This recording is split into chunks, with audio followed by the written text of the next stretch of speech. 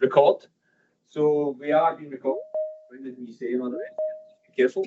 First of all, I wanted to say a big welcome to Renfrewshire, particularly from colleagues that I'll explain who are in the room.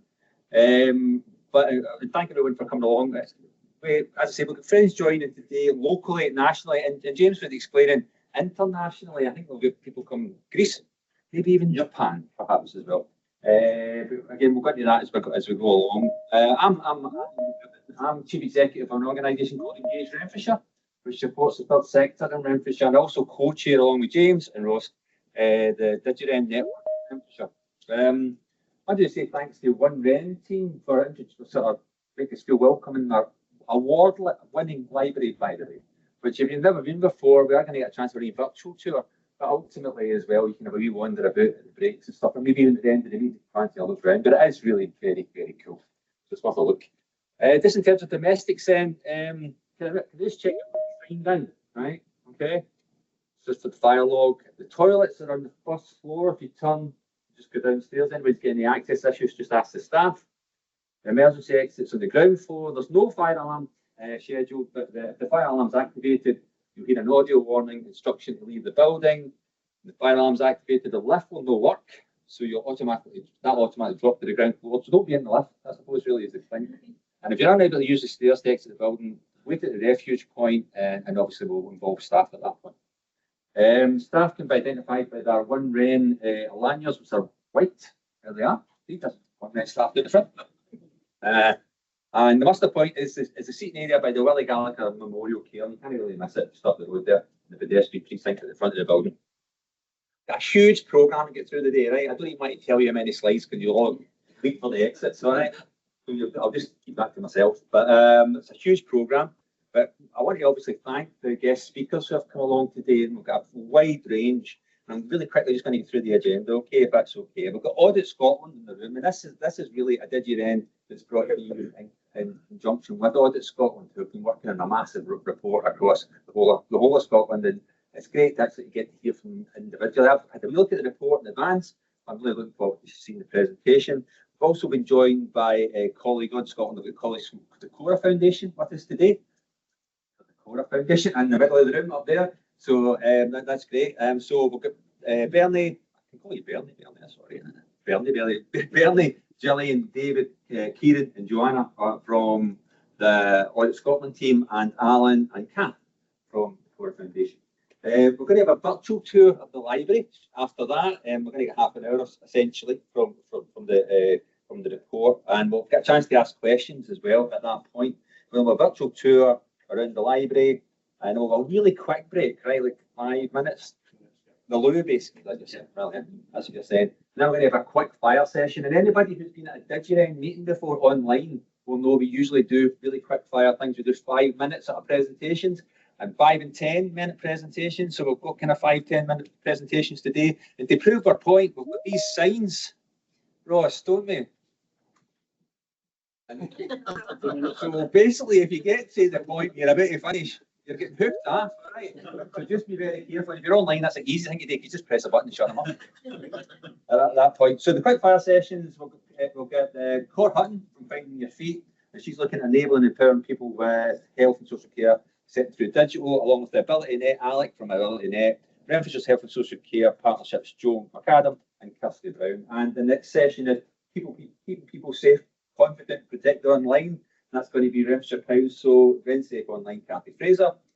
And the next session is enabling and empowering older adults through digital. That's Renfrewshire Council with Ross, our Ross here, and a representative from Roar, which is Dora. Is Dora in the room yet? Dora's an international delegate. Oh, of course, she's in Greece. That's why I can't say her second name. That's great. I can't. Later on, just to make sure I can do that. Anyway, so and the next session after that's enabling and empowering children and young people from Renfrewshire YMCA with Robbie. Robbie, is he in the room? Yes, Robbie, well done. And John Kyle, our own John. That's excellent. Celebrating our collective achievements is after that with James, our James over here. And right at the end, we're going to have a recap, basically, just to get a wee bit of an understanding of what's on the day. Any sort of action points for DigiRen going forward? Anything we want to follow up with Audit Scotland, perhaps, as well at that point? That's a wee round robin between Ross, myself, and James, just in terms of how we felt how things have went today. As I say, we're going to have a tour in the library. It's a virtual tour, so we can let you watch that, and hopefully that will be really enjoyable. But please take the opportunity to wander about. There is public Wi-Fi. Just go on. It's quite clear the Renfrewshire Council Wi-Fi if you want to go into public Wi-Fi. And we would encourage people to take photographs today. Is everybody quite comfortable getting a photo taken? If not, let us know. But if you're going to be, I'm still allowed to say tweet. I don't really know anymore, is it? If you're going to X anything, right? Hashtag DigiRen24. And there, as I say, there's time at the end of Audit Scotland's input for questions, but we'll not really have time for any questions at the end of other people's, unless it's an absolute burning issue, right? And I will give people a wee moment if they think about it right at the end of each workshop, whether there's something they're desperate with their hand up for. The chances are we'll be whipping through. Okay. So with that, I'm going to hand over to Bernie, who's going to come up and give us the Audit Scotland. I think we should give her a wee round of applause for coming on this way. We'll start up.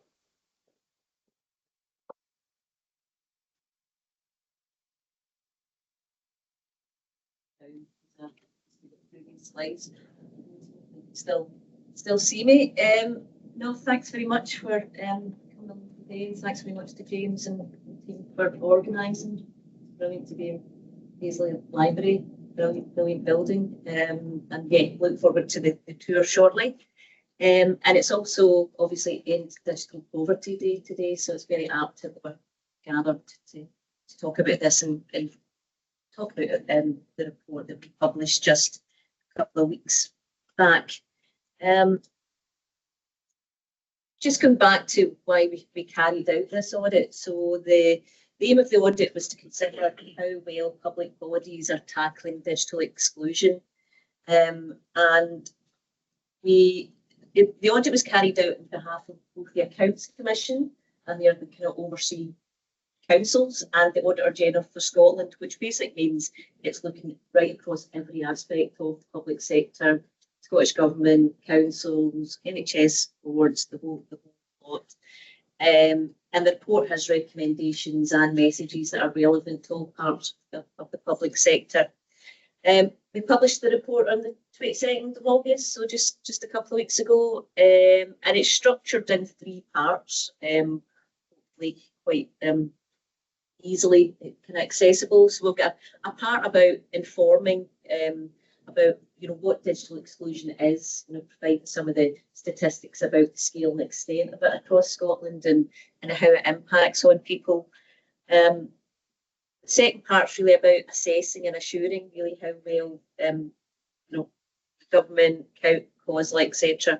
are doing, what programmes are put in place and how far they're tackling the issue. And the third part, improve, and that's quite an important part of your role at Audit Scotland. It's about highlighting some of the things that are working well, can be learned, and really trying to share that and illustrate some good practice and so on. The report with a few resources, and I've got a few here, so I think I've got 5 copies of each, so if you want some of these at the end. We've got a printable flyer. We thought it was just something that can be pinned up the notice board, very, very high level, what the report's about, and people can request a hard copy. We've got an easy read version of the report here as well, and we've also got obviously the full report. And alongside that, we've also produced a checklist for elected members and boards and public bodies. Obviously, they're one of our kind of main target audiences that we want these messages to cut across and for them to look at how can they improve what's going on in their organisation. And we've also put on some information on, we've got a digital e-hub, so that's some of the resources that can support people directly, and also resources for organisations that are interested in that. A lot of things that CBO are doing, the Digital Poverty Alliance and so on, so we thought that would be helpful as well. Just getting in a wee bit more to the messages of the report and what we found. Overall, we found that digital exclusion can have a severe impact on people's lives, and we've said that for effective public sector reform to take place, we can't leave people behind through digitalisation.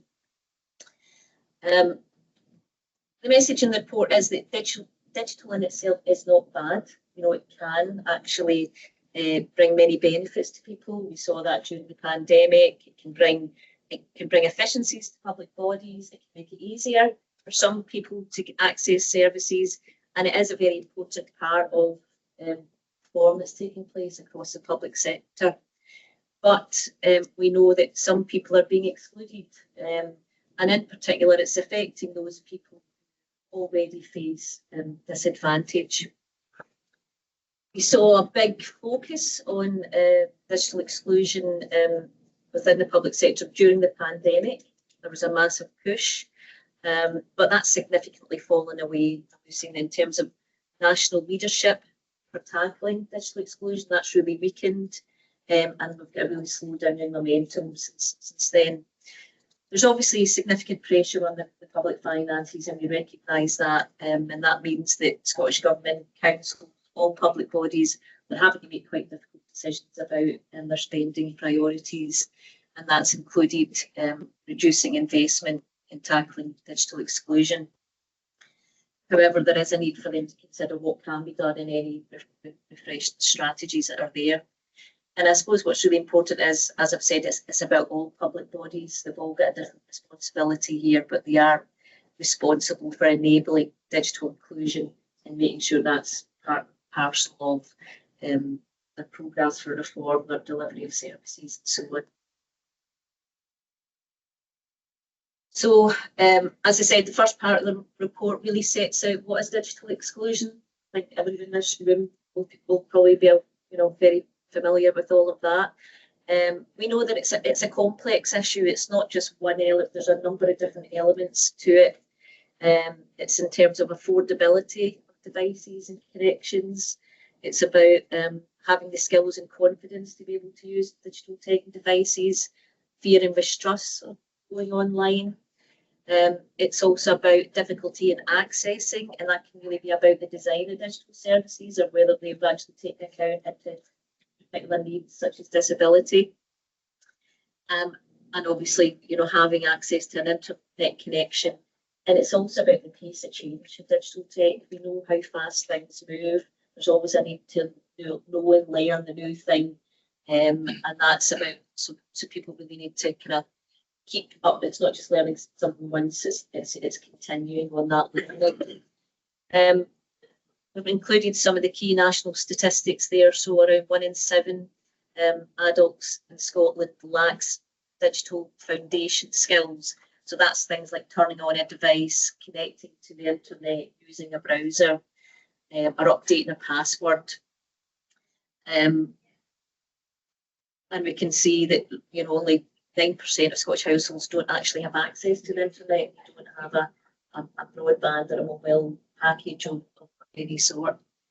In terms of those groups that are most affected, yes, as I said, those that face other forms of disadvantage, older people, 72%, those in low income households living in poverty, and those with a disability are far more likely to experience digital exclusion.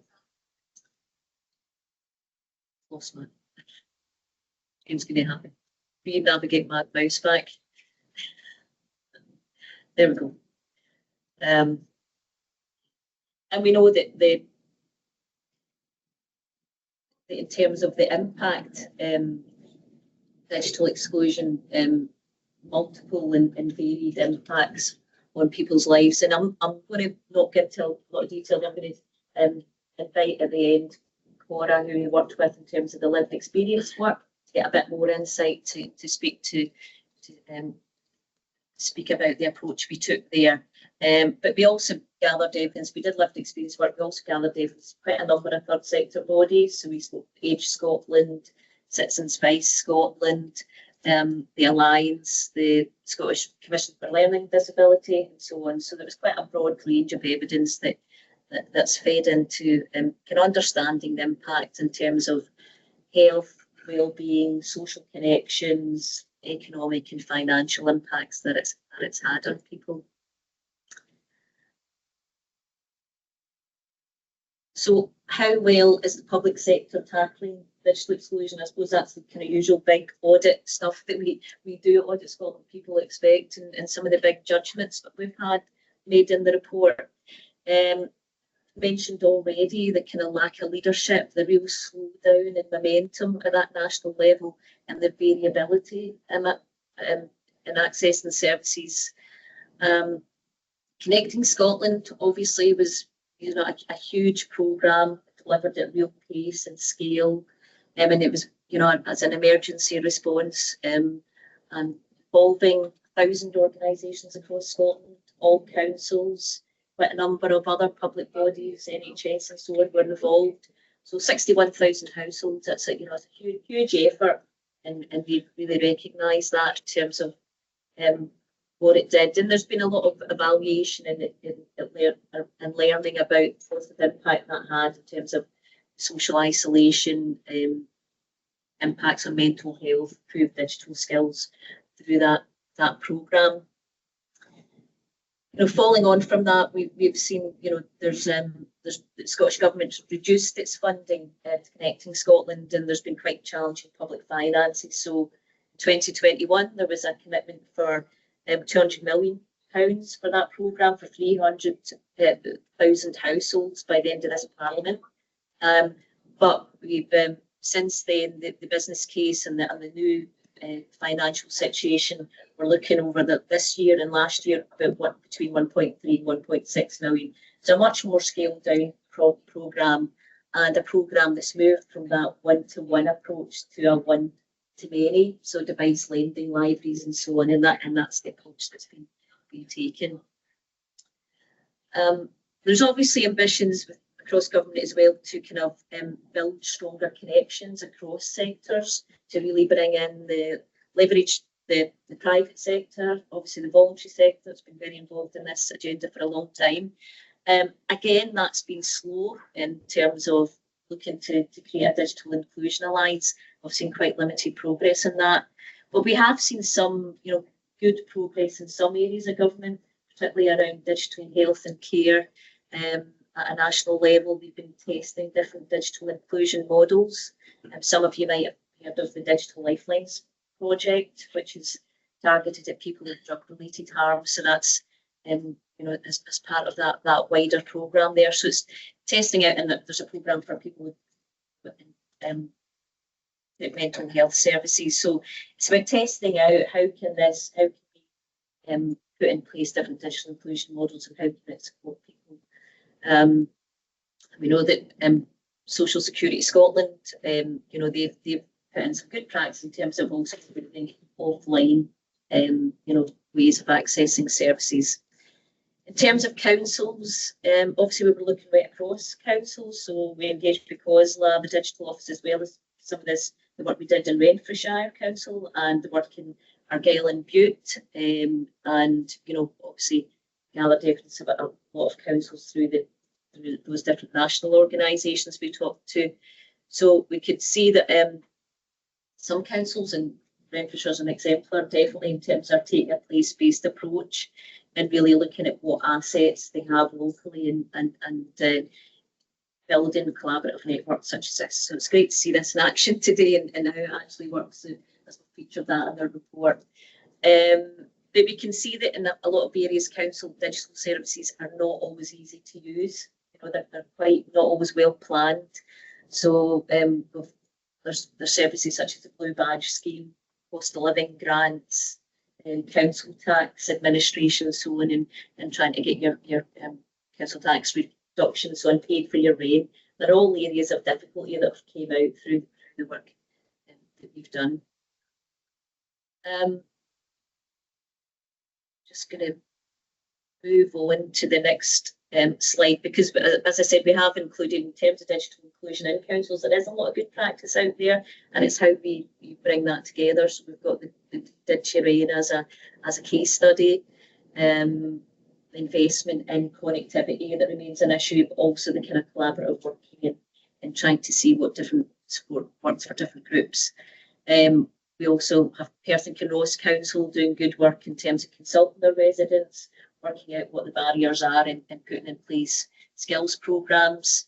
Ardell Butte Council, obviously a contrasting council, very remote, lots of islands, remote rural areas and so on, but still needing to make sure that there are locations and that people can have face-to-face access to services. And Stirling Council, amongst others, and Shetland is another one, have set up device lending libraries that are working really well and giving access to people, for people to access a device. Part 3 of the report, I've said it's about our role about support and improvement, and that's really what that section's about. We've set out principles for enabling digital inclusion. You know, why enable digital inclusion, how organisations should go about it, and what particular things are needed. And we really want to get that out to, as I said, council, committees, boards, etc., across the public sector, and that's one of our main areas of focus over the next wee while. So obviously, why enable digital inclusion? It came through strongly. It's about helping people apply to the human rights and get better outcomes for vulnerable groups. And it allows people to use digital technology safely and securely in a way that benefits them. And also, it's also about allowing people to access services they need. That's a fundamental principle. People should be able to access the services they're entitled to and they need, and it shouldn't be too difficult. Made too difficult digital. And also for the public sector, it does enable public sector reform if there is actually a good consideration of digital inclusion. How collaboration is really important, learning from each other. We've got recommendations around that, having clear plans and strategies, using person-centred and tailored approaches, because everyone is different, their needs are different, so there's a real need to understand that. And making sure that staff that are delivering services actually have the skills to support people, and really building it into service design and reform from the beginning and throughout.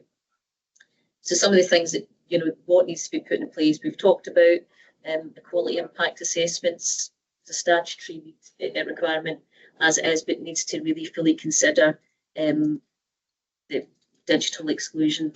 And there's other kind of service design tools, Scottish approach to service design and so on, that can be used to help that.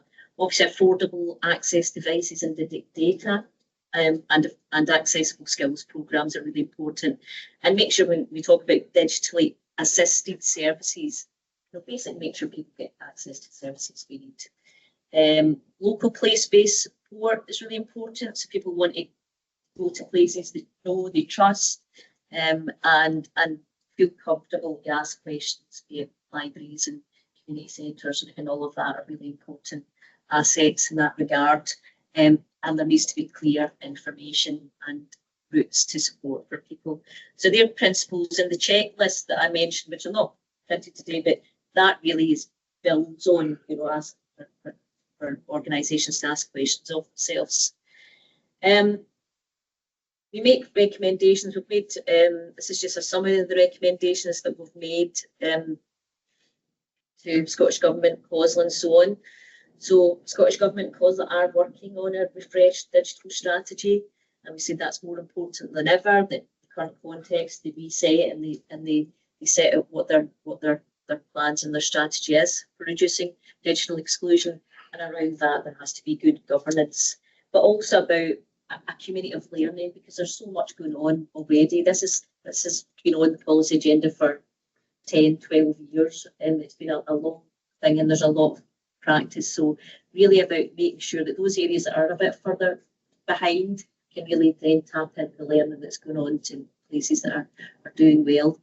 Scottish Government, obviously, it's about funding priorities and working out that strategy, what actually finance they can put to that, and also making sure that they're coordinated within government itself, that all the various arms of government work together with this. COSLA, they're obviously, they produced the joint national digital strategy as a Scottish Government and COSLA joint strategy, so there's a real need for them to set out how they are supporting councils and to implement their digital inclusion strategies, and in particular the local government digital office. Some of you may know about, James will definitely know lots about that. So, you know, what's their role at the moment? They don't have digital inclusion as part of their remit, so it would be good to see. They've got other areas of activity that can help, but good to see what they're going to do around this. And as I said, all public bodies really need to build digital inclusion into their strategies and design for services. We've got a particular recommendation for councils, so that's more about that place-based approach. That's a particular role for councils working with partners, community planning partners, to develop that understanding and approach to digital exclusion at the local level. And as I said again, Renfrew's definitely been an exemplar for that. So I think that is pretty much me. I was going to just invite Kath from Cora Foundation, who we work with. So she's just going to 1 minute, Alan, Right. before we get the to just say a wee bit about the work we did with Cora on the lived experience. Is that all right? And we'll also can also be part of taking some questions. Okay, well, Yeah. Hello, I'm Kath from the Cora Foundation, so I'll speak for 1 minute on our approach. So essentially what we did is we clicked in the Audit Scotland, we spoke to national partners across the country to find out what kind of groups of people face digital exclusion, just to ensure that when we were bringing people together for focus group sessions, we captured lots of different sections of society and their views and how it impacts them. So we held a series of focus group sessions across Argyll and Bute and Renfrewshire, and we held one in Glasgow, which had a specific aim of engaging with Black, Asian and minority ethnic communities. That's purely based on the relationship that Cora Foundation has with that organisation. It was really easy to tap into that group of people. So we relied on national organisations to help us identify those kind of groups of people, but then we really relied on local organisations within Renfrewshire Council and within Argyll and Bute Council area to be able to bring us the people that we needed, because I'm sure most of you will know some of the kind of topics that are covered when you're chatting about digital exclusion can be a bit kind of sensitive. There's a lot of stigma associated with the issues, not being able to have access to the internet. So it was really important that those local, not national, organisations had those pre-existing relationships with people so that we could work off of the trust that their relationships already had and gather more views from people. So the focus group sessions essentially covered what is digital exclusion to you? What does it look like? What does it feel like? How does it impact you? Collating and gathering that information, using that to inform the reports that we would write, that we would pass on to Audit Scotland, that they would then use to inform the audit. So that's essentially how we involve people in the lived experience. Is that all right? Is there anything else you want me to add? That's fine. And I'll have to Back take to questions questions. anytime. Yeah.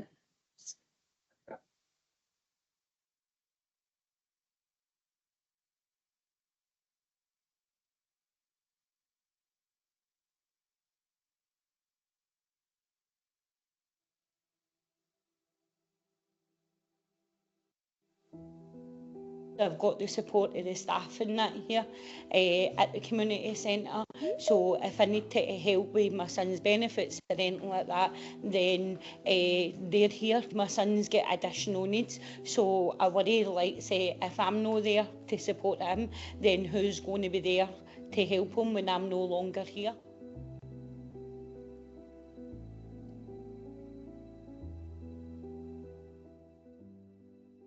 Members find it harder to learn new things at their age. Many don't trust themselves to use technology to do things such as make payments, as they're afraid they will make a mistake or possibly even lose money. COVID and the cost of living crisis have just floored some families. There's just so much going on and so much you need to constantly be thinking about. It's having the headspace to cope with new ways of doing things now everything is moving online. Even if you do have internet access and don't need help to use it, it doesn't mean you're fully connected. We can't get deliveries from lots of online shops up here. There's just so much that they're trying to change to put online, and there's so many barriers in the way. Not everybody fits into one box.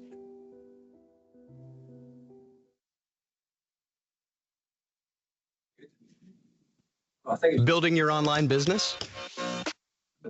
Could we give Bernie and Kath a wee kind of clap there today? Thank you. there's a couple of things that I've picked up. I was wondering if there's any immediate thoughts or questions for Bernie or for Kath actually in terms of the approach. And if you are going to ask, can you tell us where you're from, sort of what agency you represent? Is that all right? Especially for people online. Phil? Phil from Renfrew Council. And just a quick one for you, just in terms of the recommendations. First of all, thanks for the presentation. It was excellent. Really informative. But just quickly at the end of it, the recommendations. Is there any mechanism to follow on that up then in terms of progressing those recommendations? Particularly, I'm thinking around Paisley, Scottish Government, because all decisions will be in effect. We're capable of doing it locally. So just wondering if there's a follow-up where we look at what they've done and what they're getting on that. So I suppose, as I said, I mean, impact of the report is just it's fundamental to us. So it's about seeing how those recommendations are picked up. We're going through the parliamentary scrutiny process at the moment. So we were at the Public Audit Committee last week, and there will be a session where they bring in the Scottish Government, so on, they bring in COSLA as well. And I think that kind of helps move being scrutinised and questioned by the MSPs and the members of that committee. So that's all to go. We will be engaging with COSLA and the Scottish Government over the next few months around the recommendations and what their approach is going to be. And we tend to, obviously, some of these things can take some time, so we'll have kind of near-term things that are right, okay, what's your, do you accept or otherwise, and then over a longer period of time, it could be a couple of years, we may do some follow-up work to see, what's actually happened and what next. But it's actually an area where we've done a lot of development work recently in terms of we want to make sure the reporting is probably our biggest thing, because that has an immediate impact on the profile. And this one's not a good profile as far in terms of coverage and so on, but then it is following that up when we don't get the media hits and so on, and saying, right, that's enough. And then I'm aware there's a lot of people online as well, so in case there's any questions online, say, bring them up if required. Just quick look in. Happen, folks. Any questions? Just back there, sir. Sorry, Gregor Smart. I'm just wondering if there's, sorry, I'm away for a long time, just come back to work. So the question is there any specific information how this is impacting new sports and anything like that? I think broadly, we haven't, obviously we've looked at in terms of the size and the scale of the digital exclusion, and we know that there's particular groups, minority ethnic groups, and I think Kath mentioned that we did do kind of one focus group where it was people from minority ethnic group, certainly in different issues, so it is around kind of translation and so on, and being able to, so there is, I think what we've said is it's important for public bodies to really understand their cohort and their group and who they're serving. There's a really interesting report that the children's reporter's done on the digital lives of care experienced young people. So they're, really drilling into that group. So I think if you're serving, New Scots and so on, again, it's about, well, what are the issues for that cohort? And it is, on a geographical basis or a community of interest basis. Greg, that's maybe something we'll pick up locally with you do, and maybe come back to Kath. Was it Wesrec you were working with, or was it another support organisation in terms of the quality? Specifically? Yeah. No. But Greg, we'll maybe come back to you as well, Kath, rather than maybe get a name for that. We were invited. Oh, were you? Excellent. Right, great stuff. That's good. Any other kind of question? I'm conscious of time, which is a green ticket shoved up in the air there. So we are just coming to the end of this. Could you maybe just explain? It's just people online as well, and maybe some people in the room. I'm aware, obviously, COSLA, but what COSLA is in terms of the mechanisms here, because not everybody maybe knows how COSLA fits in. You've got Scottish Government, you've got local government. Where does COSLA sit? Yeah, I mean, well, obviously, COSLA's a representative body of councils across Scotland, and all councils at the moment are. I think they're all part of it at the all moment. members of COSLA, and they are joint signatories to the digital strategy, and so there's So that is an important body, just in case you're unaware of what sort of COSLA's role with it. It kind of joins the councils from a perspective of them all trying to work together. Was that okay then? Very good. We're on time. Again, just a round of applause for Bernie and Cam, particularly. In the room actually, in case people might like novel use later on. Actually, I'm not sure they might. See that. No. Okay, we're now going to have a virtual tour of the Paisley Library, James. Let's introduce it all. Linda, yeah. Everybody, I'm Linda Flynn and I'm the library team supervisor in the library. We've been open now just for 9 months now. So we're bedded in quite nicely. So rather than give you a tour, it might take a wee bit long. We decided to do a wee video the other week there. We're going to zip round the library.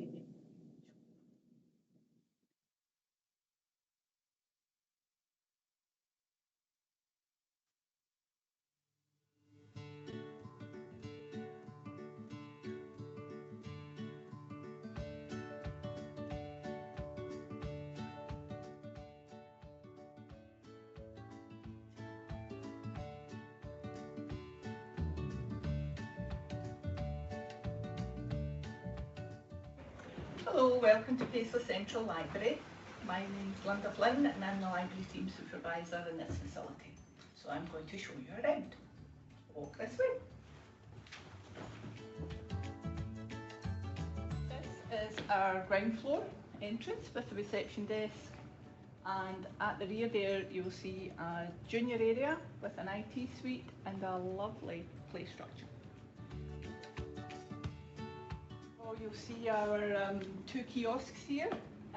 They are for issuing and returning your books. Customers can do this themselves or they can ask us for help. They're very simple to use. Most people manage them without any help. Just put their books on the plates and away they go. In the junior library, we have the facility for 4 PCs in this little PC suite. They are all linked to the printer and children can access them with a library card. Anyone under 8 would be in with an adult, but anyone over 8 can come in themselves. Just book on with the library card and can sit and do homework. We have resources on our website that they quite often use for their homework.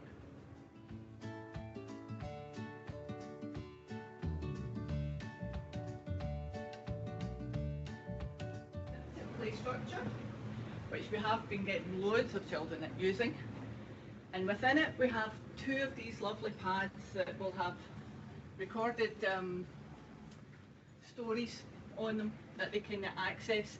Takes them straight into the BookBug website, so parents can sit with their child and listen to a story.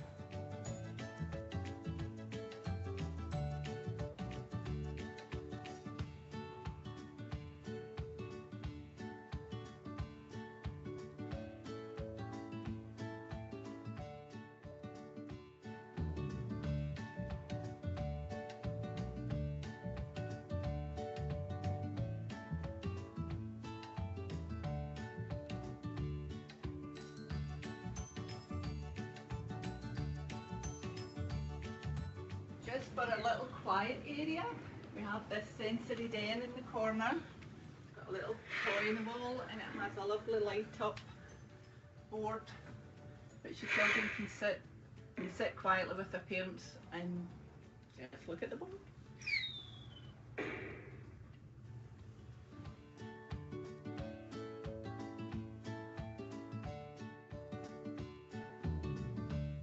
Throughout the whole library, every floor has one of these digital boards, and on it we promote events and open days, any sort of workshops we're having in the library. They all get put up on the digiboards just to promote them. We also have Wi-Fi throughout the whole building, so you can access it from any floor.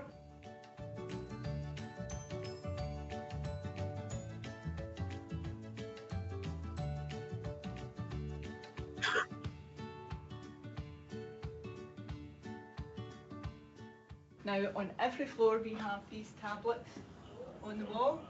On these tablets you can look at our catalogue, you can see what books we've got, you can book BookBug sessions and leave any comments and suggestions as well. So they're on every floor too. Here are some of our PCs that are on this level. We have 14 in total, so this is numbers 9 to 14. Public access PCs, anyone can go on, any adult can go on with a library ticket or as a guest. If they don't have a library ticket, we'll let them on as a guest. Free to use. There is a small charge if they want to print anything out.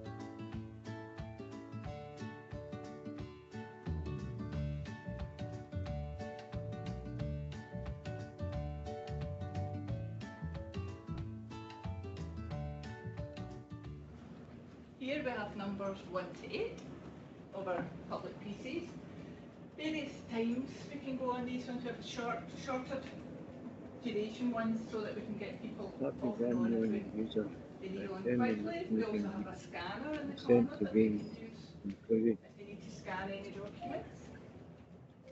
We have this lovely Promethean board in the corner, which we have used for some events so far. We've used with disabled adults to do some things, and also with some of the schools. We also did some just creative games. Now we're on the second floor. This floor is for non-fiction adult books. A lovely coffee machine for a very reasonable £1 a cup. We also have 4 PCs here that are really for teenagers. Adults can use them, but they're earmarked really for teenagers. But you can't sit down and book these ones. We book people on because we want to keep it for teenagers. So the teenage area is actually up on the 3rd floor, which will be our last floor. And you're just looking at the wee balcony part there, and that's where we're going to be heading up next. This is the 3rd floor now, so this is teenage. And we do get teenagers in every day, which is a surprise for us. It's really nice. We have some games in the window ledges that they play and do play. We also have teenage books, study guides, a bit of non-fiction for them as well. And we have this lovely breakfast bar with got all this connectivity. We've got 1 million plus, and we have people on laptops here from day one. This was getting used by students from the university actually. And other people just coming in and they like this space. It's during the day it's a quiet space. You don't get to plug into the network points because that's network, it's not for them, but we do have Wi-Fi up here as well, so they're hooking into the Wi-Fi straight away.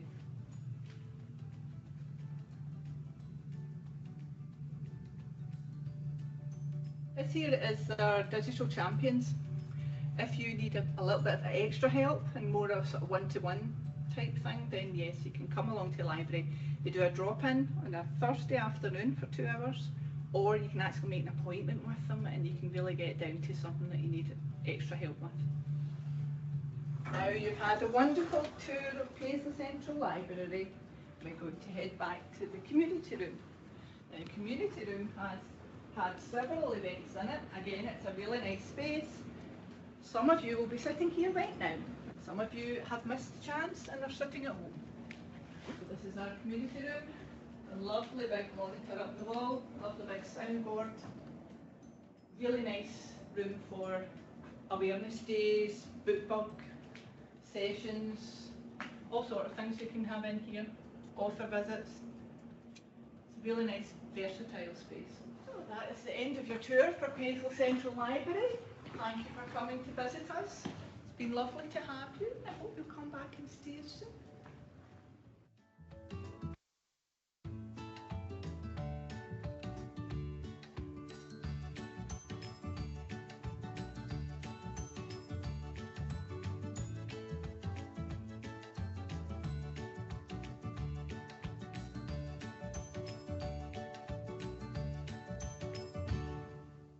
I think we'll give Linda a round of applause, won't we?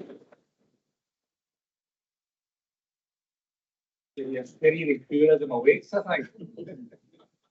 We've got Linda and Susan as well here, obviously Bernie as well from the library in terms of any sort of queries and questions you might want to ask them when you're floating around. I'm sure that'd be okay, wouldn't it? Aye. There's a couple of things just to clarify, that was shot by our James after the place was closed, which is why we were able to sort of get around like that, so there was nobody in the shot. And I can't believe that James didn't slide in the shoot. You know, you think the same thing? Why is he not in that shoot? Story there, you know. We just come there on the camera. That is it. What award did you win, by the way? I say we, the Royal We in Renfrewshire. What award did the play win? I think the question is, what award have they not won? Aye, that design awards as well. Best designer. Yeah. At least two. One with their straight in the We'll edit this bit and record. That's all right. That's all right. That's fine. And we obviously still get this big audience online, so hopefully people got to see that. I did hear somebody saying, "Oh, a Prometheus post." So quite clearly, people could hear the stuff. It was a bit quiet, I think, maybe from the back. So if you have got any queries, please just chip them in as required. All right. One online actually. Online, yeah. Aaron said it looks great. Wonder if the community room can be booked and if there's a charge. We use the community room for community events. We tend not to have it for closed meetings.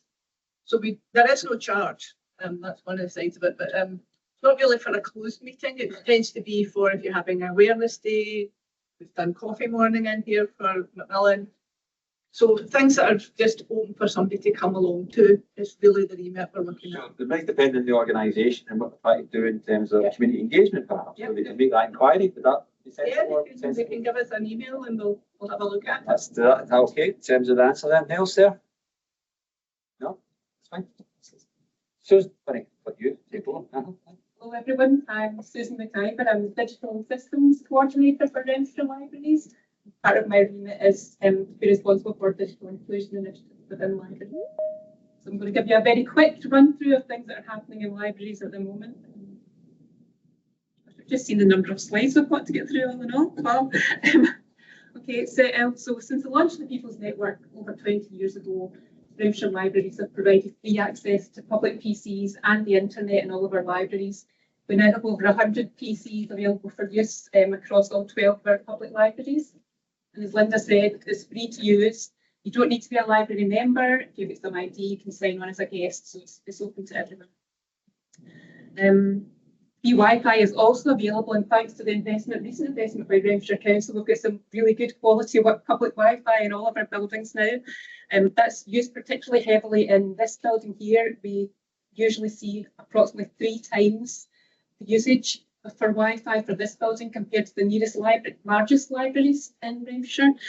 So as Linda said, a lot of students coming in, particularly using the building. And so far in the first 6 months of this year, we've had over 17,000 PC reservations and over 18,000 Wi-Fi sessions recorded. You may have heard about Near Me. It's the video consulting service that's used for allowing people to attend appointments from home, wherever is convenient. So the service is already widely used across the NHS, and we've made it available in Paisley and Johnston libraries. We provide a private, comfortable room with a laptop, and obviously staff are there to assist if people need assistance to get online, access their calls. Thanks to funding from Renfrewshire Council again, we were able to launch the Digital Champions project in May 2023. And I have to say that Sally Wilkes, our Digital Champions Coordinator, has been instrumental in making this a success for us. We currently have 17 volunteer digital champions. They provide assistance with the drop-in sessions in Johnston Library and Paisley Central Library. And they also provide one-to-one support where required in other libraries throughout the district. With funding from the Connecting Scotland Device Lending Libraries project, we now have 12 Chromebooks with 12 MiFi devices and 2 years worth of data, or unlimited data that is, available for loan. And the volunteer digital champions are helping to identify customers who could benefit from the loan of one of these devices. And this supplements our existing Loan to Learn laptop lending service, which was set up in collaboration with Engage Renfrewshire many years ago. We use Niche Academy. It's an easy-to-use learning platform to provide digital access to digital skills for our customers. This also provides guidance on using our electronic resources. We have a separate learning academy for our digital champion volunteers, and that gives them the resources to support their learners, but it also provides the opportunities for upskilling. We're also working with the Good Things Foundation to distribute free SIMs of mobile data to people experiencing data poverty. And recipients are supported by a digital champion, and Bernadette Garvey, our digital participation coordinator here, who manages this part of the project. They are supported to access these SIMs and to get them set up on their devices, and obviously provide further support if required. And we have, from feedback we've had from customers, they've said that from either simply connecting with family overseas to supporting their children with homework, it's making a huge difference to their lives. And we've also recently launched our Digital Champions Forum, and again I have to thank Bernadette for setting this up for us. This is to allow organisations and individuals providing digital inclusion support in Renfrewshire to connect and share ideas, raise awareness of training opportunities and other local digital inclusion events. If you'd like to be part of this network, you can use the QR code that's on this slide to submit an access request, or if you'd like more information before signing up, you can contact Bernadette or Sally, and I'll share all their contact details in the final slide. So what next? We've recently, we're adding public mobile data, public Wi-Fi to the Scoopmobile, which is our children and families mobile service. If you live in Renfrewshire, you may have seen this van out and about. It's quite a brightly coloured van. It targets areas of deprivation in Renfrewshire and other areas which are 1 mile or further away from a local library, so people may have access issues to issues accessing our services. So the plan is that once we have the filtered Wi-Fi on board, we can then use it as a data bank distribution point. We can be offering one-to-one skill support. We can. We also hope to be able to have devices with keyboards to allow children at our after-school stop to come on and be completing their homework and get support to complete their homework. And I think really the possibilities are endless once we've got all this in place. So that's a very quick run through of what we have going on in Renfrewshire. And if you would like to speak to or contact any one of us, we'd be happy to give you more information about either the digital inclusion initiatives or other services provided by libraries. And again, we've added the link to the forum if you would like to participate. Right. Give a round of applause there, folks. I say, Susan, not one card held up there. Massively impressive, massively impressive. So again, apologies a wee bit for the sort of volume in terms of the virtual tour, but if there is any queries about the library, please ask some of the team with the white one-rem lanyards on. James, sorry. Just to say that the links to the recordings, so the video and also for the Audit Scotland video will be available within the packs. So if you can't hear it at the back, you'll definitely be able to hear it once the packs are sent out. Okay, so we'll make sure that's circulated. You want to take a break just now, or do you want to? You're the chair, Alan. All right. You're the chair. Okay, well, co-chair. Right. So there is. I think we should probably just take a wee 5-minute comfort break, but please make it 5 minutes if you need to go. There is a bit of coffee here, but there's going to be a bit of a queue if needs be, and then we'll get started really quickly again. But for those who are about to speak, take heed from Susan's performance there. Right? That's the way to do it. Right? She set the bar. Okay. Thank you very much, folks. If you want a quick blue break or a cup of tea, just do it. Thanks.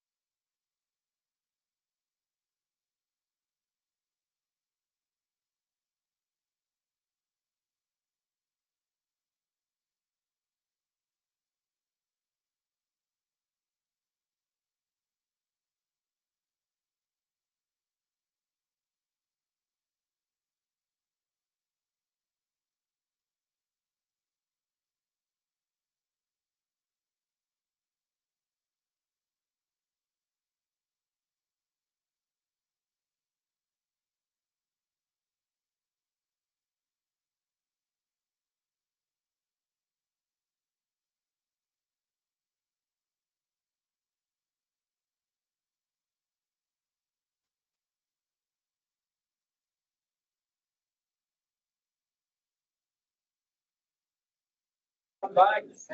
Hopefully that was enough time to get in the loo, and I know we'll get Nancy just grab myself a coffee. So let us read them. We're going to start. This is going to be quite challenging because we've some people online, we've some people in the room. So trusting James knows what he's doing. Roston knows what he's doing. I haven't got a clue what I'm doing, but we'll see what happens. Okay, so this is enabling and empowering people within a health and social care setting through digital. We've got Core from Finding Your Feet, Alex from Ability Net, from Health and Social Care Partnership in Renfrewshire with Joe and Kirsty. Okay, Joe and Kirsty are here, and is Alex online as well? Alex is and Core is online. Online, right? Okay, so I'll leave it to you to kind of try to introduce them and bring them in. If that's okay. Yeah. So first up, thanks, Alan. First up, it's Core Hutton, the founder of Finding Your Feet charity, and hopefully, Core, if you could unmute, and I'll hand it over to yourself if that's okay, please.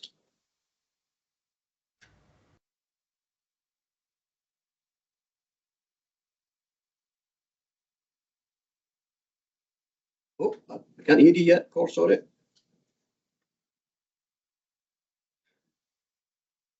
We're going to move on to Alex. Let's move on to Alex and see if Alex, we can back to Core. Yeah. Oh, here we go. Nice and loud as well, Alex. Nice one. Do you want to share, or do you want to just tell me to move on to the next slide? Yeah, sure. If you just give me a minute, and I'll be right with you. My computer is just doing something very strange. Okay. So let me turn my camera on. Good afternoon, everybody, and thank you for letting me speak today. So this is a little introduction about AbilityNet. So if we can have the next slide, please.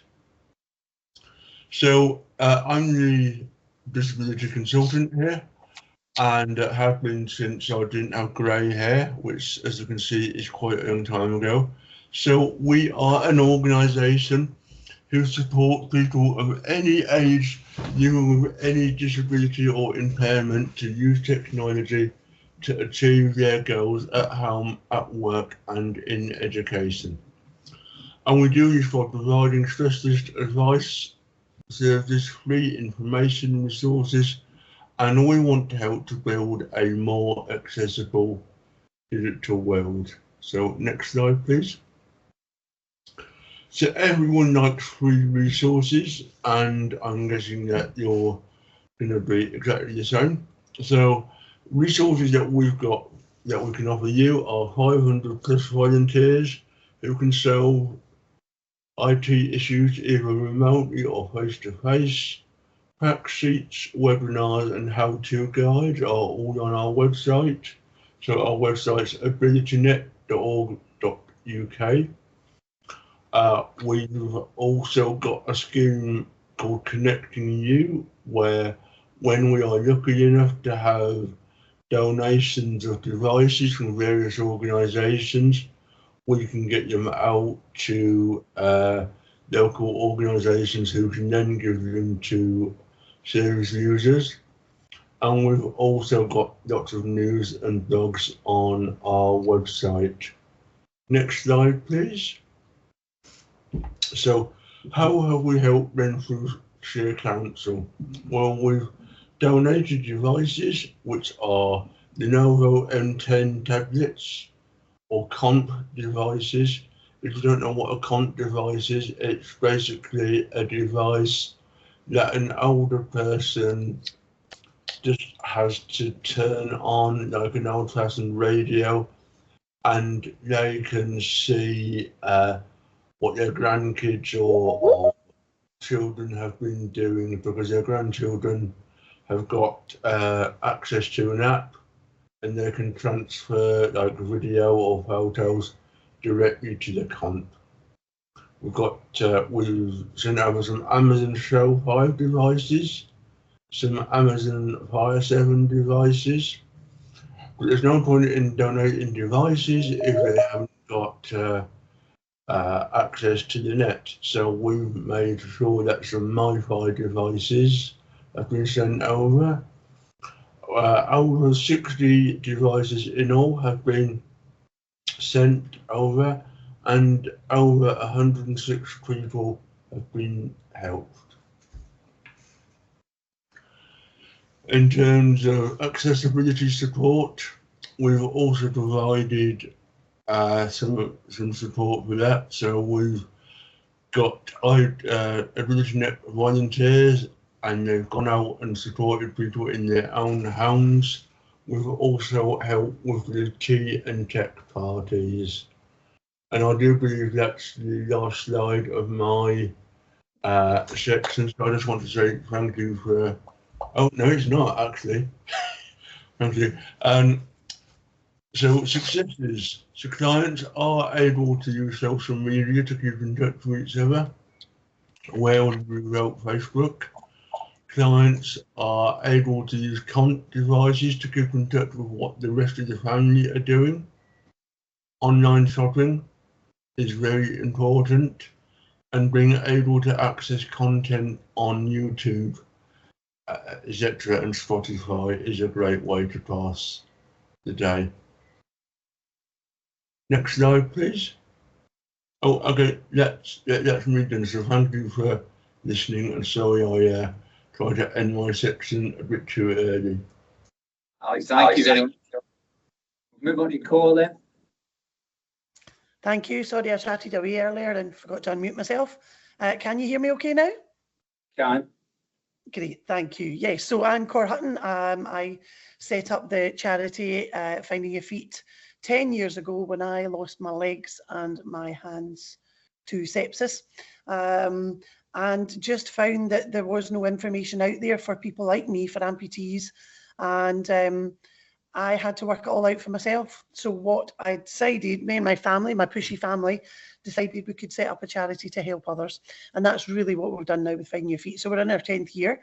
But what we found, what we wanted to do was get people out of isolation and into a group setting, into a community where we could all help each other.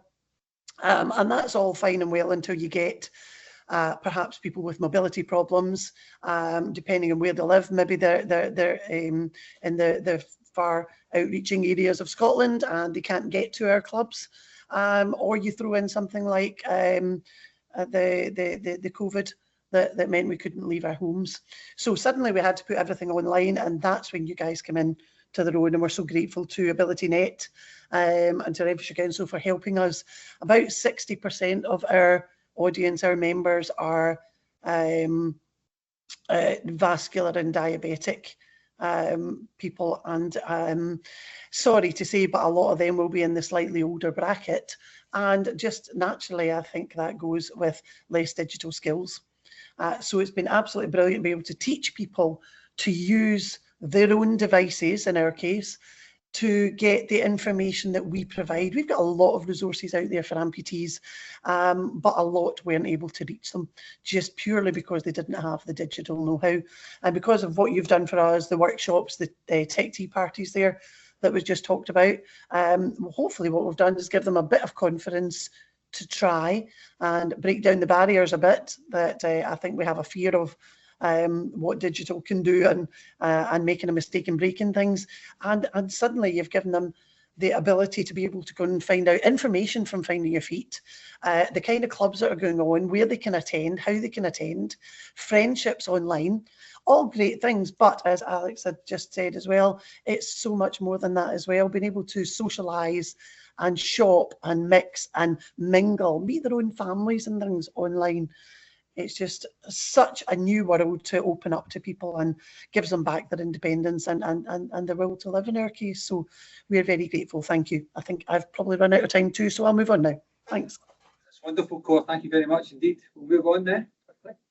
Joe and Kirsty as well.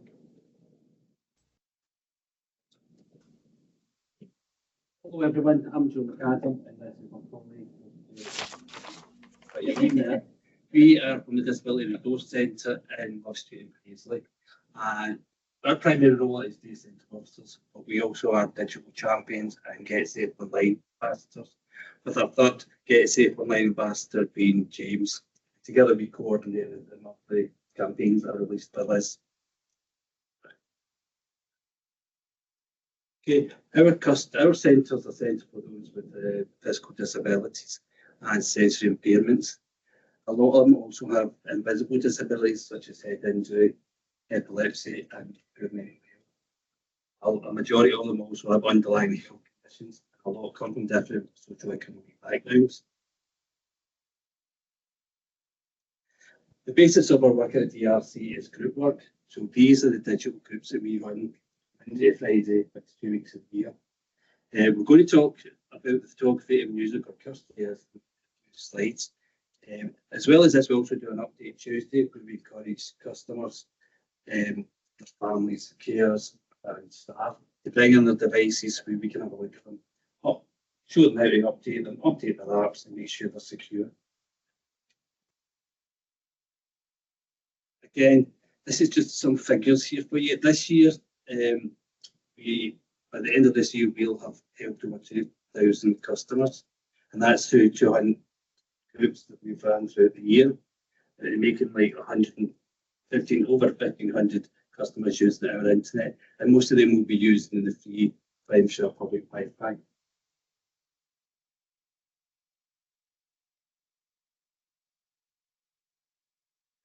Okay, these are just some of the devices and equipment we have at the centre. We find that people usually start with their iPhone and then migrate onto a tablet, and then from there, smart speakers and various other things. And we help them with the digital journey. Again, a couple of feedback from our lovely ladies, Andrea and Teresa. And it shows the impact that we make to people's lives and the differences we make.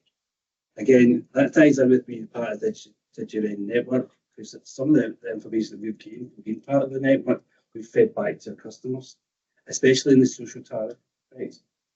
We've fed back to them, and it's added to their lives. It's also good to meet with other people involved in digital inclusion, and it's getting information regarding other projects that are out there. I'm now going to talk you through the works I'm doing with the photography group. These next few slides are examples of digital inclusion that we use daily. The photography group have really embraced the digital technology to enhance their photographs. We have utilised a 3D printer and 3D software on the computer. The service users have mastered turning photos they've taken into 3D printed pictures.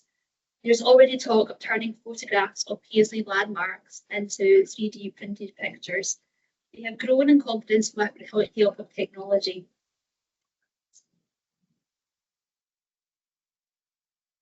Musical inclusion. So we are passionate that everybody has a right to be included in musical activities if they so wish.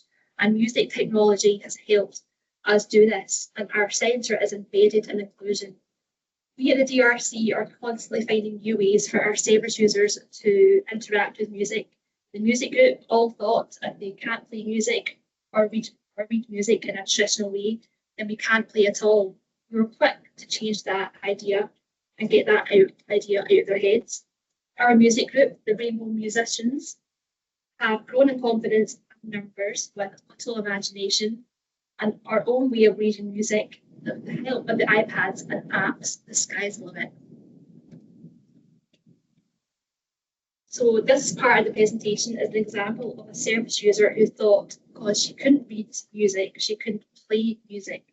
This is her quote: "I couldn't compose music or make a video, but with the help of the DRC staff, I can, and I'm really good at it. We make a good team." This excerpt of her video is all her own work, the concept right down to the music you will hear. She used iMovie, GarageBand, and the Art app. Enjoy.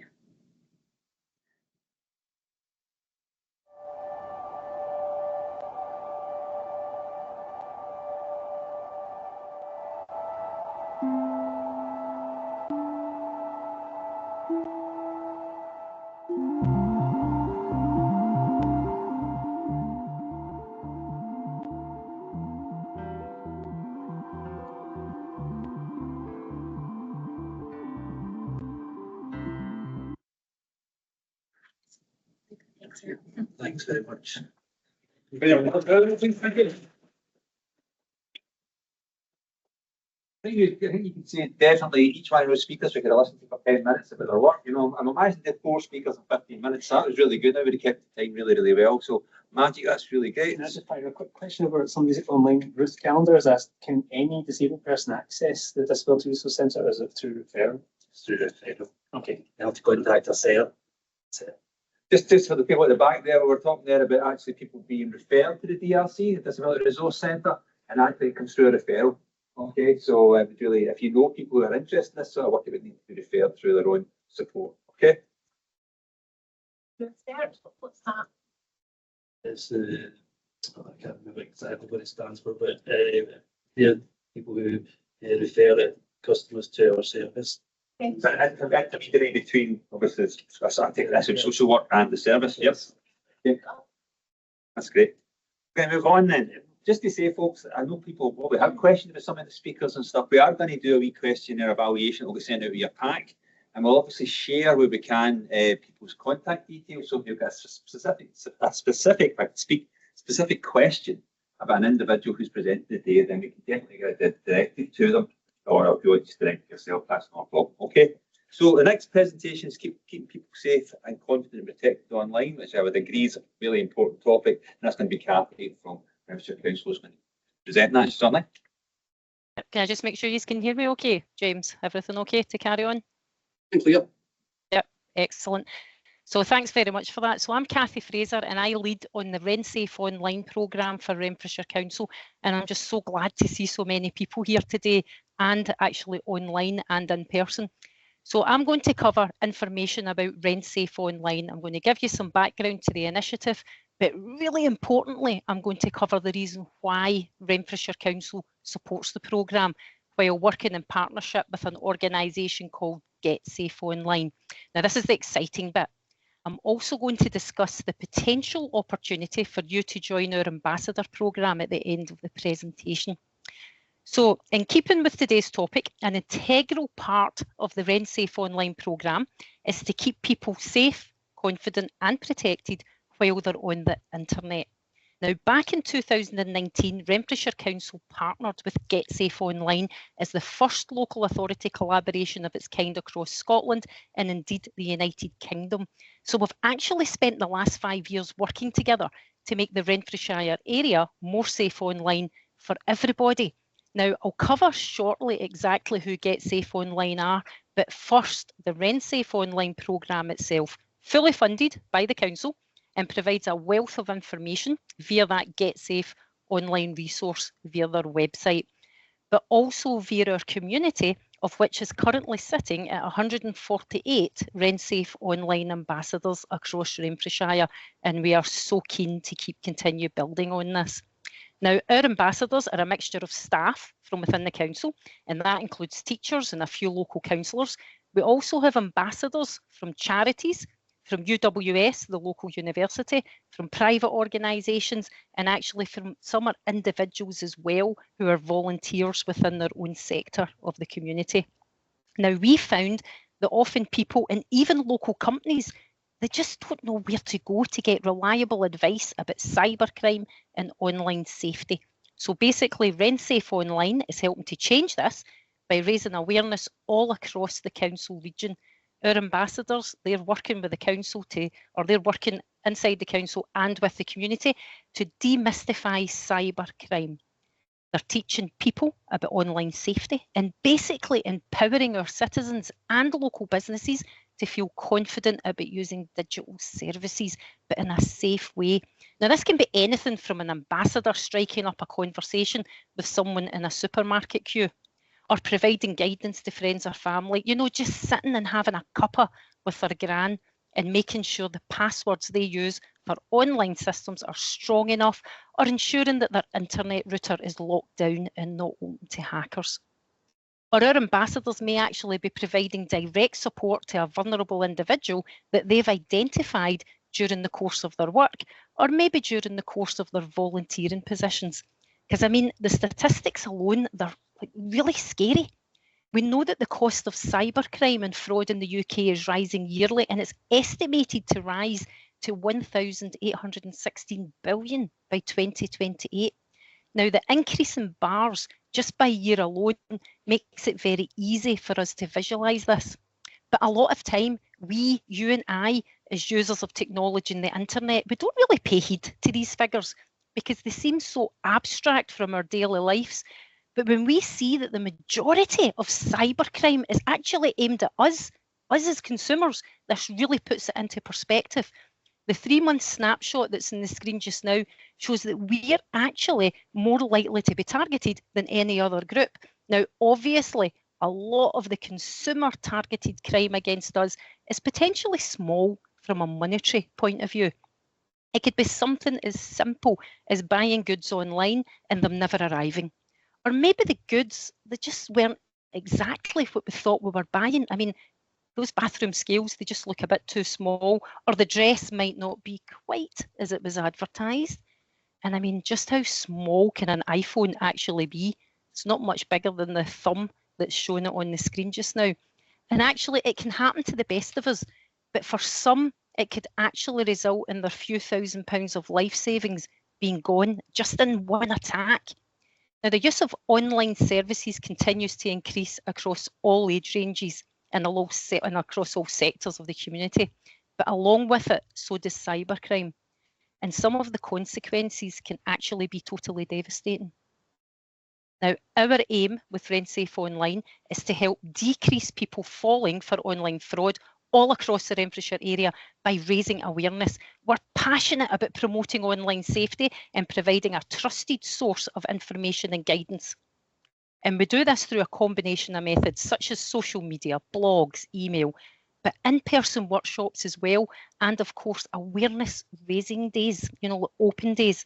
And we do them a lot of times in partnership with GetSafe Online and all the amazing resources that they give us and also give to our ambassadors. So I did promise a quick background to GetSafe Online. They're a not-for-profit organisation set up way back in 2006.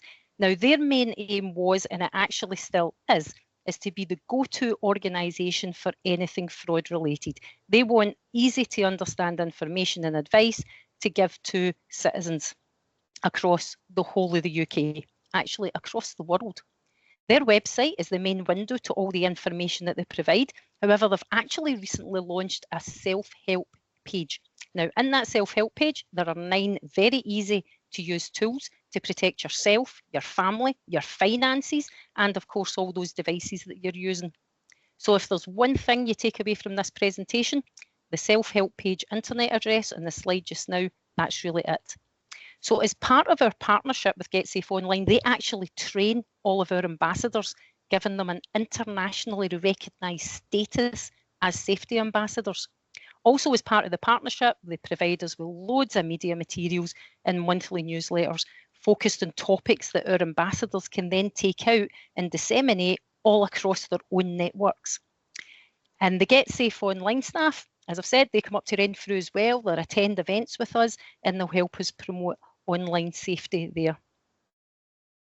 So I just want to spend a couple of minutes, if James doesn't kick me off, just to show you 2 online tools that you can actually start using right now to protect yourself and your loved ones.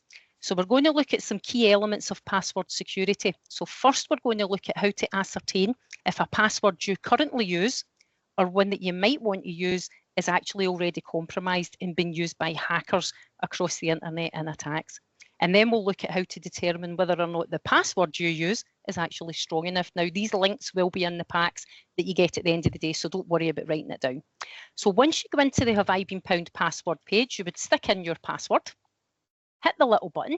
If the screen comes up red, basically do not use that password. If you're already using it, change it. If you're thinking of using it, stop and do not use it. If, however, the screen comes up green, then we'll just wait for it coming up. Problem with live demos. There you go, it's green.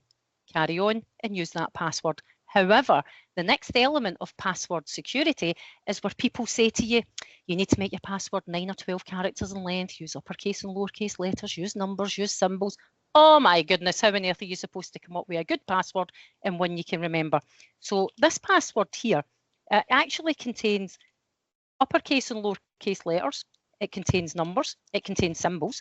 And some people think, that's a great password. I'm going to use that.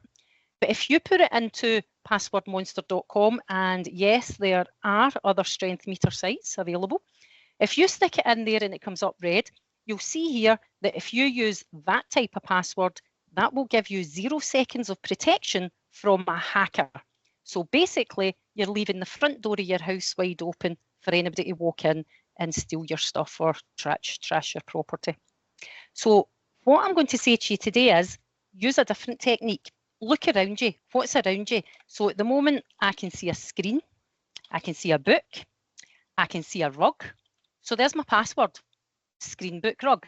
I'm now up to 399 years of protection, and I'm as strong as Fort Knox. But now I need to change my password for every single site I use. So there's my password for Tesco. Whoa, 2 billion years. There's my password for Amazon. Whoa, 7 million years. And of course, there are other retail outlets that you can use as well. So basically, the only thing you have to remember is screen, book, rug. Don't write it down anywhere because you can remember it. And every time you change your password for Tesco, just change the number at the end.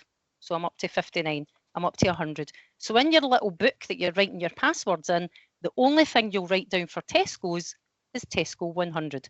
The only thing you'll write down for Amazon is Amazon 5, whatever number you're at.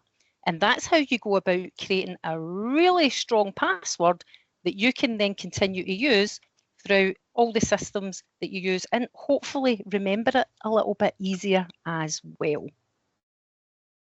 So in Renfrewshire, the RenSafe online programme is actually helping us to keep people safe, confident and protected online. The key links from the presentation are on the screen just now, and I would encourage you to get in touch or keep your eyes open when the events calendar for DigiNovember is published. We're actually looking to host a stall in the Piazza Shopping Centre during that week. So please come along, have a little chat, play a little game, maybe win some sweeties. So come along and meet us. Kathy, yes. We cut you there. I know you want to try and encourage us all to be ambassadors, right?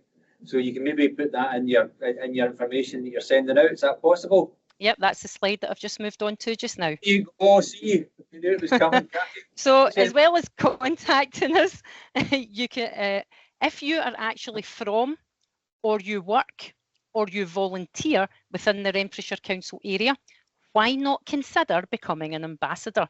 The next session that we're running is in November, and the form for applying for it is on the screen just now, and it will be in the pack that's sent out to you as well. So, Kathy, do you also sell insurance? Would you like me to sell insurance? Hey, Kathy, around the applause. So I just want to say a massive thank you for listening. I know that that was a very, very quick whirlwind tour and an introduction to RenSafe Online, but I really hope you got something out of the last 10 minutes. And I'll stop sharing now. I'll bid you farewell, and I hope you enjoy the rest of your afternoon. But one of the things I want to just quickly look back to is Audit Scotland citing that users might have a fear or a mistrust of using online services. And in their principles checklist, they had a recommendation that people should be enabled to use digital technology and tools safely and security. And that is exactly what RenSafe Online and our fantastic ambassadors aim to do. So thank you very much, folks. Thanks very much. Right.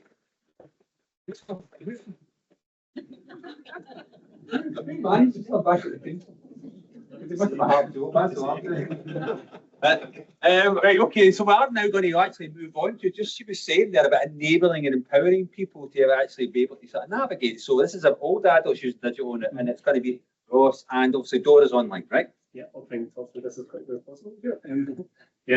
So most of you know me already. My name's Robert Pickle. I work as a digital participation officer for Renfrewshire Council, and today I'm doing a short presentation along with Dora Kalogiannis in another country with us. So she'll be joining us for the second half of this. So first I'm going to speak about what the council does towards digital training for older adults and how DigiRen helps this, and then I'll pass it. So for older adults in our Renfrewshire housing, we have 4 main pathways for them to get involved. And we have our 10 sheltered housing complexes across Johnson, Elderslie, Paisley and Renfrew. We have older adults living in amenity housing. We have referrals from our homelessness and housing support staff, and we also attend partnership and community events where we can provide some on-site support and also signpost people to other digital things such as community learning. So again, we don't tend to take outside referrals directly through our departments, but again, I personally will take them through DigiRen as well. So now that you've seen where we target digital support for older adults, what kind of supports does this translate to? Well, broadly speaking, we're trying to get people involved with accessing the internet, having the support and training to do that, and also having digital devices to use. So you can see here, all of our 10 shelter complexes have Renfrewshire public Wi-Fi now. For places that don't have Wi-Fi yet, we do apply for SIMs through things like the Get Good Things Foundation, for temporary data. We also present options to people such as social tariff broadband for low-income houses. We apply for devices through various grants and organisations, and to date we've delivered 77 devices to older tenants from the start of the pandemic, September 20 through to 24. So again, that's just our older adults, and we do work with a lot of different tenants, and the number of devices would go into the hundreds at that point. So our training as well consists of led group classes where we focus on such things like internet safety and online shopping. We also arrange a number of one-to-one supports to give more tailored support. So every person does learn at their own pace and style which suits them. So you can just see here some of the examples of the different classes we run. We do what they call place-based digital approaches. So where people feel more relaxed in their own maybe communal lounge areas or any places out in the community that we can train. People tend to bring their own devices along to these, so it can be any device that we end up working with people for. And for tenants that struggle with mobility, we do one-to-one visits, but it is less common. I think the slide's probably just okay to read in here. But for anyone that can't read it, the gist of this slide is just some of the feedback we've got from people that have been trained. So we usually focus on teaching tenants our basic digital skills, but more often than not, this leads on to other areas of interest such as photography, video calling, internet banking, and one of the best features being online, which is reading. Many of our tenants over the years have signed up to Renfrewshire libraries through the website and app, and they're always surprised by just how easy it is and how much there is on offer. And it also offers tenants who need larger text a simple way to read books and magazines. So it's just one of the many examples of ways technology can help tenants. Just briefly, because I know James will cover some of the DigiRen network later as well, but I just wanted to point out here the really most important things we get from it in our departments. The first is sharing community resources, so sharing information, spaces and resources. One of the first classes I ever ran was actually in the Disability Resource Centre, running smartphone classes, which was amazing, and it actually let some of the local people attend as well. Secondly, having access to other workers, so peer knowledge, means that we can get across from barriers that we would have spent a long time trying to solve issues with ourselves, so nobody wants to reinvent the wheel. And lastly, working together, so anything from partnership working to funding bids. And again, one of the great examples was actually with recently Finding Your Feet. We were helping AbilityNet to deliver their classes in person with support from the digital champions from the DigiRen libraries. So it was a great bit of kind of cross-sector support there. And it's something we really couldn't do by ourselves. Now, I'm just going to pass you over to Dora here because I know I've run over time myself here. This is some of the organisations we've worked with over the years. So it's just a small snippet in DigiRen here. So I'll pass you over to Dora now. Can you hear us okay, Dora? Yes, I can hear you. I can hear you fine. I'll just be asking you to change the slides for me, if that's okay. Right, so hello, I'm Dora from ROAR and currently in Greece. I started volunteering with ROAR as a digital champion and befriender during COVID and have recently transited into a part-time role overseeing digital inclusion initiatives. So a few words about who we are and what we do. We're a charity based in Johnson and we provide support services for older adults all around Renfrewshire. Our services include health and well-being programs, exercise classes, fall prevention, befriending, social groups, lunches, etc., aimed at reducing loneliness and isolation. We also run digital inclusion services, fostering connections between seniors and younger generations. Next slide, please.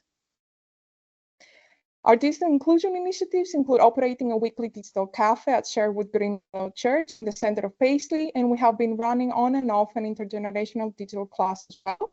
We aim at building confidence in older adults in order for them to use technology successfully. We teach and also provide one-on-one support on a range of digital skills, and our main aim is to bridge the digital divide. Next slide, please. So over the past 2 years, ROAR has been working in partnership with pupils from local high schools to deliver digital training to older adults. The pupils training has included teaching older adults basic but essential digital skills such as how to order food online, accessing news and spotting fake news, internet safety, social media and video calling, emailing and watching TV online. Here you can see our collaboration with St. Benedict's High School in Linwood, and at the bottom left, the lovely Jacqueline Delaney, their employability teacher, who's helped us make this happen. Currently, we're in discussions with Professor in Computing Tom Keira from the University of West Scotland, Paisley, for an intergenerational class with his students, and James McKee has kindly put us in touch. Next slide, please. I will now present to you our amazing dedicated digital champions. Without them, none of the help we provide would have been possible. So you can see Les, Richard, June, and Grant on the slide. Next slide, please. The Digital Cafe class started in 2023 by a lovely and inspiring former member of the ROAR team, Jill Thompson, who you can see on the left. This picture has been published in 2024 in the local newspaper, honoring ROAR for their community champion at the 2023 ROC Awards, organized by the Renfrewshire Chamber of Commerce, and the Tackling Age Discrimination Award at the 2023 Generations Working Together Conference for the intergenerational digital support work that we've done. Next slide, please. So here you can see some photos from our lovely service users and our lovely volunteers. On the left, you can see that we're also frequently joined by the lovely gentleman from the Johnston Personal Computer Learning Group. Next slide, please. Here I would like to share some quotes from our service users, starting with a lady who said that after being ill for several years, the Digital Cafe has not only helped with learning more about IT, but it has certainly boosted my confidence. Very beneficial to be in a friendly and helpful environment. Another gentleman said, learn to use my phone and laptop properly thanks to great volunteer help. Next slide, please. Here you can see our structured teaching sections. Next slide, please. So we have built strong ties with the community. We have had sessions run by the police, the Digital Health and Social Care Alliance Scotland, and the Local Information System for Scotland, ALICE. Next slide, please. We have been offered immense support from other organizations and networks such as AbilityNet, OneRen. We have been part of the Citizens Voice and DigiRen networks. They have all helped us in various ways, offering access to various opportunities, resources, training, funding, etc. I'd like to extend a personal thanks to Chris Grant from AbilityNet for his support. A big thank you to Engage Renfrewshire for the funding. Next slide, please. And I would like to extend a big thank you to the continued support through training opportunities and resources to the Digital Champions Coordinator, Sally Wilkes from OneRen, and to the RenSafe online team. And lastly, I wouldn't like to forget the MiFis that we have received in the past from Good Things Foundation, the tablets that we have received from AbilityNet, and the free SIM cards that we have been offered from Vodafone. Thank you very much. Yeah,